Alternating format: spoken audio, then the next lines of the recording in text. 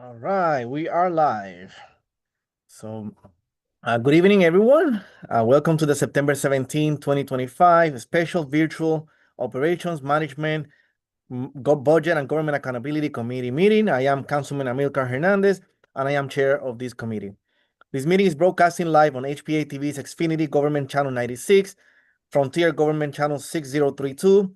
It will also be streamed via hpa-tv.org, the HPA-TV Facebook page, and the HPA-TV Apple TV, Amazon TV, and Roku TV apps. It will also be made available on the HPA-TV YouTube channel. I would like to acknowledge everyone present here today. From my council, we have here Council President Shirley Surgeon, Assistant Majority Leader TJ Clark, Councilman John Gale, and we will introduce the rest of Councilwoman Mali Rosado, and we will introduce the rest of you as we get to the resolution that's pertaining to your attendance here tonight. So we have 3 items on the agenda. The first item on the agenda, it's Mayor Arulampalan with accompanying resolution authorizing the write-off of the following receivables, which are recorded as receivable and deferred revenue in the city's general ledger. To speak on this item, we have with us Julian Fern, our Director of Budget, the Budget Department. Good evening, Chairman Hernandez and Council President Surgeon and all the members of the committee.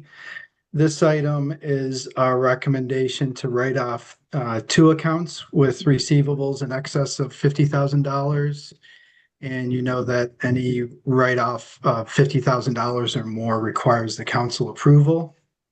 The first one is a write-off for the Vera City account. These are for billings for police private duty services that were invoiced between May and December of 2019 for a total of $50,457. And the second one is for Center Earth. This was also for police private duty services invoiced between July of 2016 and January of 2017 for a total of $273,796.60. With Vera City, the city had, attempted to collect on this for several years until the company filed for bankruptcy. I believe in 2022, that case was ultimately closed in December of 2024, and the debt was discharged. And for Center Earth, again, the city had attempted to collect for several years. We sent it to a collections agency, and then ultimately, after the company had notified the collection agency that they believed their debt had been released by the city as part of the settlement with Center Plan in October of 2023, we had our corporation counsel research that matter, and they concluded that the debt had indeed been released as part of that settlement. So therefore, we're requesting that both of these receivables be approved for write-off by the city council. All right, thank you. Do we have any questions from any of my council colleagues? Council President Surgeon. Thank you, Mr. Chair. Good evening, Julian. When you said private duty, I'm thinking of construction sites. People are standing out there. Do they pay upfront some portion of it before all the billing is done? How will we? No, most accounts do not pay in advance. We receive the detail hours rundown and the total services provided from the police department, and then we invoice the vendor. In some circumstances, if we have a vendor that is 90 days in arrears or 90 days past due on an invoice, then for that vendor we will require advance payment. Okay. I think I've got one more question. I've got to figure out how to formulate it. So I'll pass on to the next council person. I got to figure out how to formulate my next question. Thank you, Mr. Chair. All right, thank you. Are there any other questions from any of my other council colleagues? Councilman Gale. You're on mute, Mr. Gale. Yeah, thank you. Sorry. Um, and thank you, Julian. I just as a matter of curiosity, how often do these billings exceed $50,000 for these private duty police officers? I would have to take a look at the detail to give you sort of a breakdown or percentage, but it's not for larger projects, it's not that unusual. But I'd have to look at all of the receivables to kind of go through and pick out how many there are that reach that dollar amount. So larger projects, meaning like the current project going on, the construction of the apartments across from the stadium, that would be considered a larger project? I would, yes. And was this Vera City? Was this also associated with the construction of the stadium? I believe so, but again, I'd have to go. I'd have to research that to see what specific projects or project it was.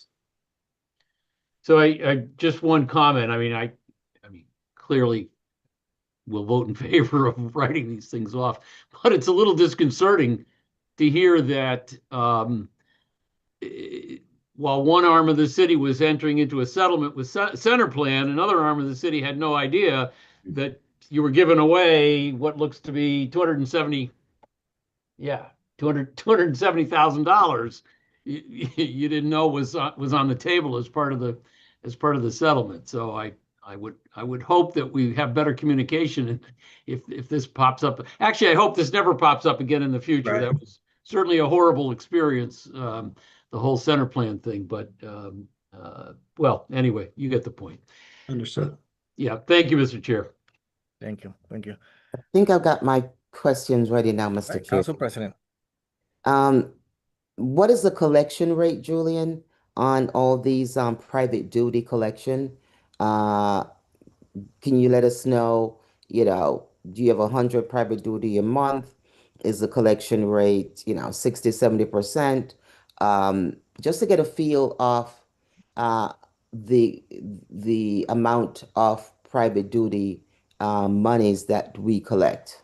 Yeah, I can get that to you. I don't have those details at my fingertips, so I'd be happy to give you a summary of the collection rates. Yeah. Yeah, that'd be great. That's what I would like to know. Thank you, Mr. Chair. Yep. I have a comment. I am, I understand the Center Earth, it was part of the settlement with Center Plan, but the first one, I'm a little concerned with the timing as far as, I'm a construction company. I use your services. So this construction company is working. So it's not under bankruptcy at this point, or I assume it's not under bankruptcy when they were doing the construction they were doing that they needed the services for.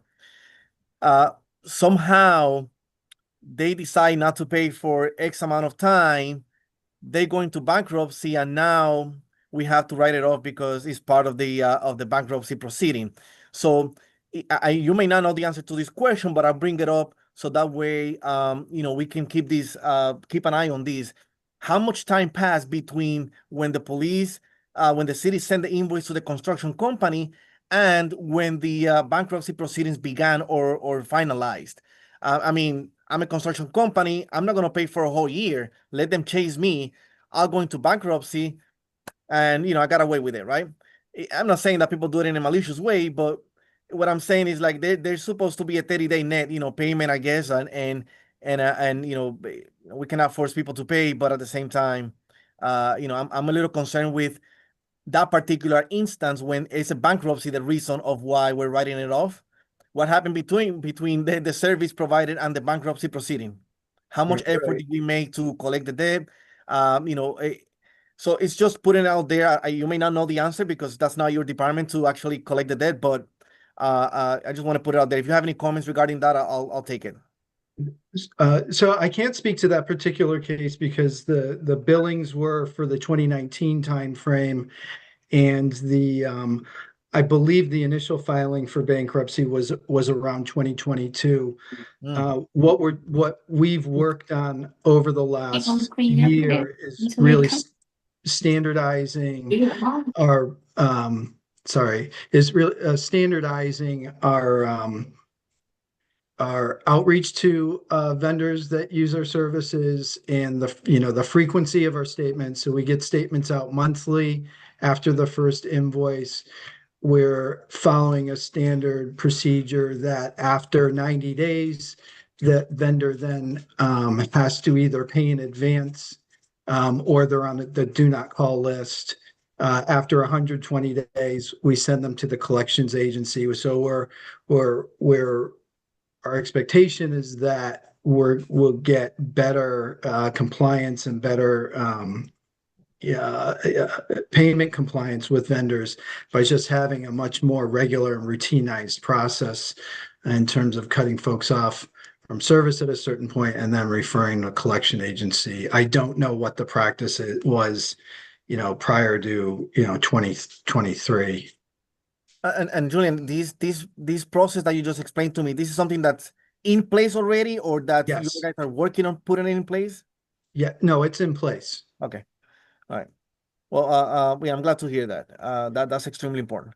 So if there are no other questions, I'll entertain a motion at this time. Move to send this back to council with a favorable recommendation. Second. Okay, motion has been made to send it back with a favorable recommendation and properly second. Those in favor of sending it back with a favorable recommendation, say aye. Aye. Aye. Any nays? Any abstentions? All right, hearing none.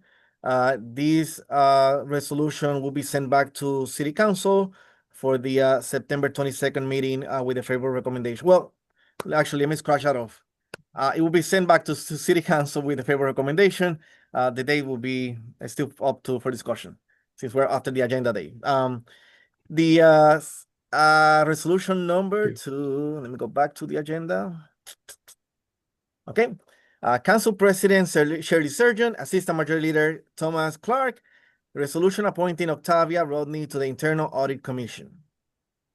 All right, so Octavia, thank you for sticking here with us and listening to, this whole 30 minutes of, write-offs and numbers and fun stuff. So we're gonna give you the floor so you can tell us what makes you interested, like what's your interest in becoming part of the Internal Audit Commission, and then after that we'll just have some questions, some conversations with you. But the floor is yours, Ms. Octavia. Okay, so my name is Octavia Rodney.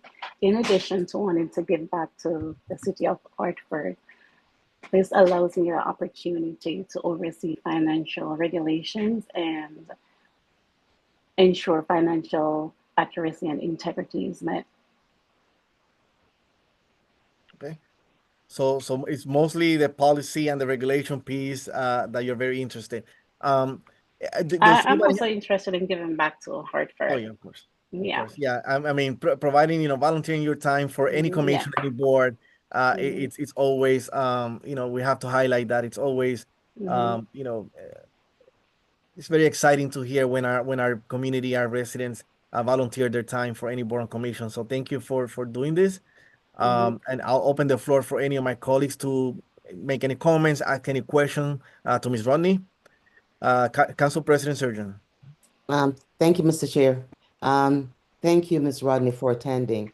I know when I reached out to you to say that an opportunity presents itself, for you to give back to the community, you said, "Oh, good timing." I have over the last 10, 15 years, you've raised your children. Yeah. They're now in high school and beyond. Yeah. And so you have now time to give back to the community of the city of Hartford. So I want to thank you very much for considering doing this. Okay. And getting back, I know and lots of us around the table here are parents. So we do understand what it's like, when you raise your children and, doing all that. So now you have lots of time. So thank you for wanting to volunteer and to give back to the city of Hartford. When I talked to you about the audit commission, I know you said you had a background in accounting, and so you felt that this opportunity presents itself to you start utilizing, your knowledge base and your background. My Council Majority Leader always says to everyone, thank you for volunteering. Thank you for giving back and of your time to the city of Hartford. So again, thank you for your interest, and I do hope my council members team, after speaking with you, see the value of what you can add back to our beautiful city. So thank you, Mr. Chair. And thank you for allowing me this opportunity to give back to the city of Hartford. Thank you, thank you, thank you. Do we have any other comments, any other questions for Ms. Rodney? Councilman Gale. Yeah, thank you, Mr. Chair, and good evening. I'm wondering, have you had an opportunity to observe the Internal Audit Commission? I'm sorry? Have you had an opportunity to observe a meeting of the Internal Audit Commission, the commission on which you're planning to serve? This is actually my first time in the meeting. This is your first time before council. The Internal Audit had a meeting today. You didn't attend I that was not meeting. aware of that. No. What if you could talk a little bit about what's your understanding of what the Internal Audit Commission does? Okay, so my most notable experience was at St. Bridget's St. Augustus Partnership School. And that's where I use my accounting process and knowledge doing bookkeeping. I prepare financial statements, bank reconciliation, payrolls, accounts receivables, payables, and that was done ensuring regulations with compliance according to GAAP. And do you have an understanding of what our Internal Audit Commission will do for the city of Hartford? Okay, so my knowledge of auditing is just overseeing that everything is done within regulations. So it's kind of interesting that tonight the first item on the agenda was a discussion from our Management and Budget Office about unpaid receivables. And I think that's probably exactly up the alley of the Internal Audit Commission to do an audit of the group that's supposed to be sending out these bills. And this would be the type of thing where a commission such as yourself or our staff would look at the current process, the current practice, and try to compare it to standard processes in accounting and make recommendations to the city as to whether we're doing it correctly or whether we could improve it. This is probably the kind of thing that is going to come before you on the Internal Audit Commission. I do understand that. Yeah. I have no other questions. Thank you, Mr. Chair.